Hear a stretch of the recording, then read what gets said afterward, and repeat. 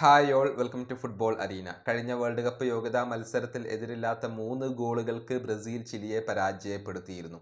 ഇനിയിപ്പോൾ അടുത്ത മത്സരത്തിൽ ബൊളീവിയയാണ് ബ്രസീലിൻ്റെ എതിരാളികൾ. വരുന്ന ബുധനാഴ്ച പുലർച്ചെ ഇന്ത്യൻ സമയം 5 മണിക്കാണ് ഈ ഒരു മത്സരം നടക്കുക. ബൊളീവിയയിലെ ഉയരമേറിയ സ്റ്റേഡിയത്തിൽ വെച്ചുകൊണ്ടാണ് ഈ മത്സരം നടക്കുന്നത്. അതുകൊണ്ട് തന്നെ ബ്രസീലിനെ സംബന്ധിച്ചിടത്തോളം ഒട്ടും എളുപ്പമാവില്ല കാര്യങ്ങൾ. ഏതായാലും ബ്രസീലിന്റെ 11 എങ്ങനെയായിരിക്കും, അതുമായി ബന്ധപ്പെട്ടുകൊണ്ടുള്ള ചില സൂചനകൾ ഇപ്പോൾ പുറത്തേക്ക് വരുന്നുണ്ട്. അതായത് വലിയ മാറ്റങ്ങൾ ഒന്നും കാർലോ ആഞ്ചലോട്ടി വരുത്താൻ സാധ്യതയില്ല. കാരണം കഴിഞ്ഞ മത്സരത്തിൽ മികച്ച പ്രകടനമാണ് ബ്രസീൽ നടത്തിയിട്ടുള്ളത്. എന്നാൽ കാസമിറോക്ക് സസ്പെൻഷൻ ലഭിച്ചിട്ടുണ്ട്. അദ്ദേഹം ഈ മത്സരത്തിന്റെ സ്റ്റാർട്ടിംഗ് 11-ൽ ഉണ്ടാവില്ല. അതുകൊണ്ട് തന്നെ ഒരു മാറ്റം എന്തായാലും ഉണ്ടാകും.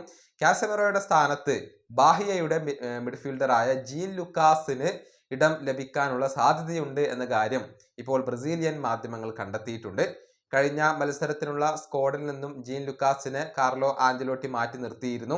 ഇപ്പോൾ അദ്ദേഹം തിരിച്ചെത്തിയിട്ടുണ്ട് എന്നുള്ളത് മാത്രമല്ല, സ്റ്റാർട്ടിംഗ് 11-ൽ പോലും അദ്ദേഹത്തിന് ഇടം ലഭിക്കാനുള്ള സാധ്യതയുണ്ട് എന്നാണ് ബ്രസീലിയൻ മാധ്യമങ്ങൾ റിപ്പോർട്ട് ചെയ്തിട്ടുള്ളത്. അദ്ദേഹം ഉണ്ടാവാനുള്ള ഒരു സാധ്യത അവിടെ കാണുന്നുണ്ട്. അതല്ല എങ്കിൽ ആൻഡ്രേ സാന്റോസിനെ പോലെയുള്ള താരങ്ങൾ ലഭ്യമാണ്.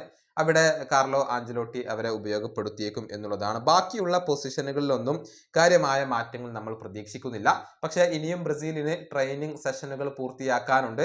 അതിനുശേഷം ഒരുപക്ഷെ കാർലോ ആഞ്ചലോട്ടി മാറ്റങ്ങൾ നടത്തിയേക്കും. നിലവിൽ കാസമിറോക്ക് പകരം ജീൻ ലുക്കാസ് വരാനുള്ള ഒരു സാധ്യതയാണ് നമ്മളിപ്പോൾ കാണുന്നത്.